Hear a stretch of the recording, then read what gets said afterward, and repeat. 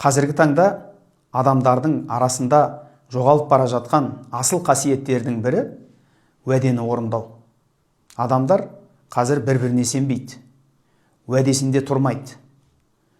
Алла тағала қасиетті Құранда былай деп бұйырады: серттеріңді орындаңдар, уәделеріңді орындаңдар, өйткені әрбір берілген серттің, уәденің сұрауы бар деп қасиетті Құранда бұйырады.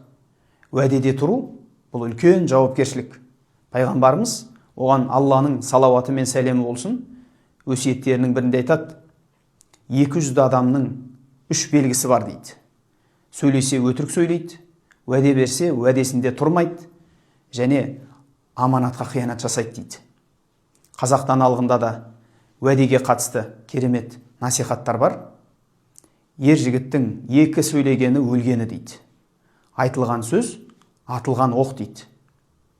Алла тағала баршамызды уәдеге берік болатын мұсылмандардың қатарынан етсін.